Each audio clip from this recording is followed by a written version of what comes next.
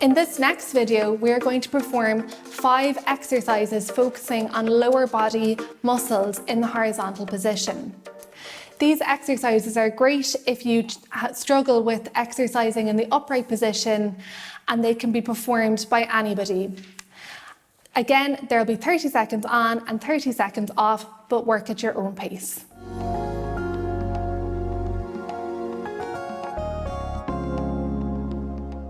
This exercise is called the Glute Bridge, and it's a really good exercise for strengthening your core, your glutes and your legs.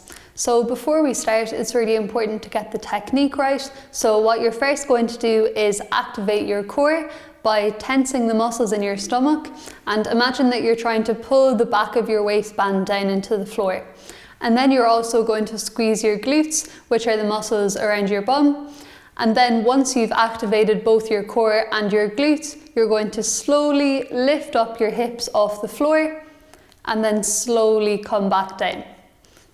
So if you like, you can count to 3 on the way up and then 3 on the way down. And Jennifer is just going to show you some reps now. So it's really important not to arch your back in this exercise, which is why we ask you to activate your core and your glutes, because it helps you to stop arching your back. But only raise your hips up as far as you can go without arching your back, as this will help you get the most benefits out of the exercise.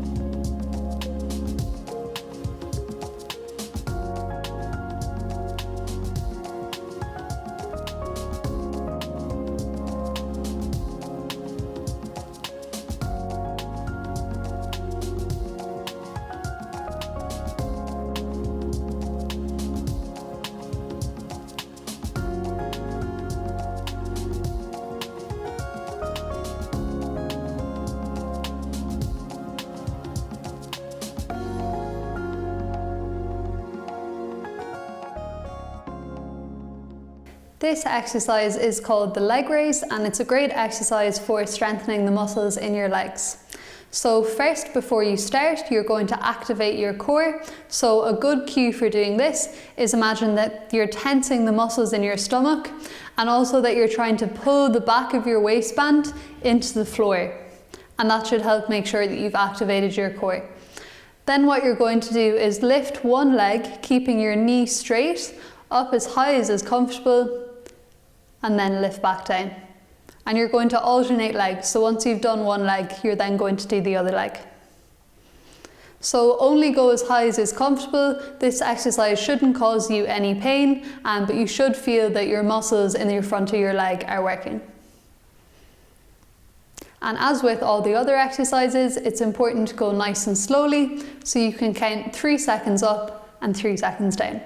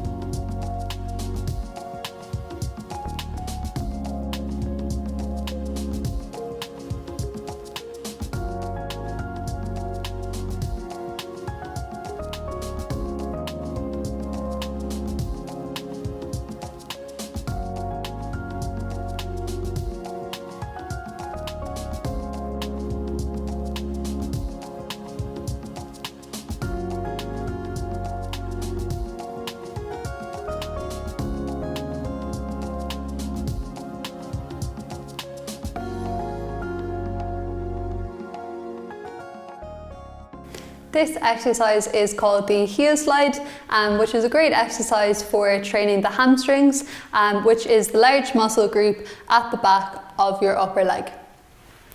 So as you can see, Jennifer has her shoes off. So there's two ways of doing this. You can have your shoes off on an easily sliding surface, which will make it easier. Or if you want to make it more difficult, you can have a pair of shoes on instead, because that will add more resistance and make it a little bit more difficult. So as you can see here, Jennifer is lying on her back with her knees bent, and she's just going to slide one foot out. And just make sure that throughout this exercise, you keep the whole foot on the floor. So we're sliding out and then we're sliding back in. So for this exercise, go nice and slowly. So count 3 seconds out. And just go as far as you can while keeping your leg on the floor. And then 3 seconds back in. So 1, 2, 3. Perfect. So because it's a 30-second timer, just do 15 seconds on one leg and then swap over and do 15 seconds on the other leg.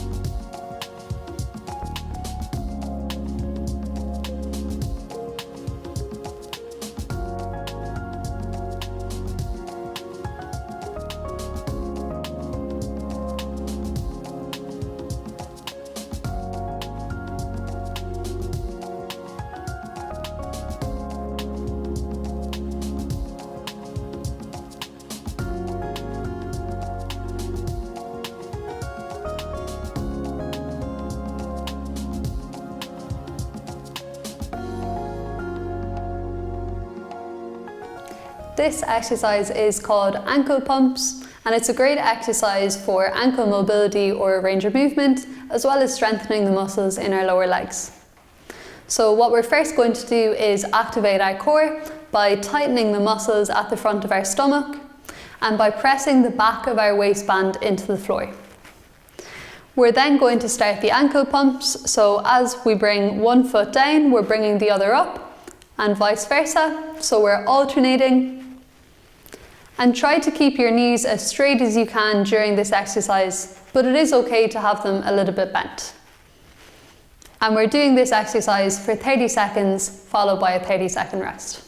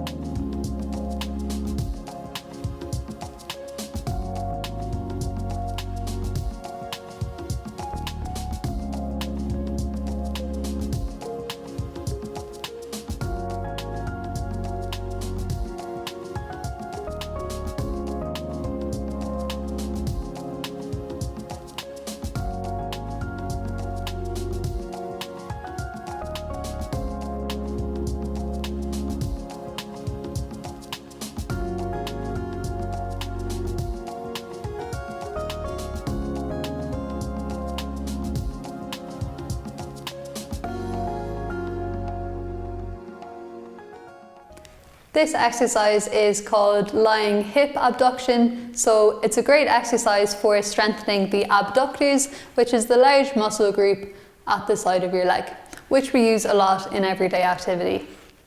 So what we're going to do first, we're going to activate our core, so we're just going to tighten the muscles at the front of our stomach and press the back of our waistband into the floor. And before we move our leg, I'm just going to show you the technique. So it can be really tempting as we bring our leg out to just let the leg fall out to the side, So we're letting the hip twist and we're letting the foot drop down. But what happens then is we're not actually exercising the abductors, and we're exercising a different muscle group.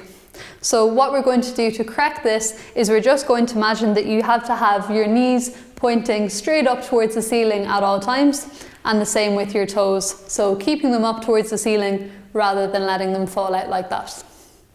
So Jennifer is going to show you the exercise now.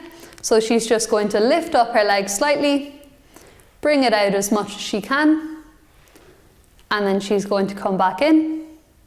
And she's just going to repeat that for 15 seconds on one leg, and then follow it by 15 seconds on the other leg.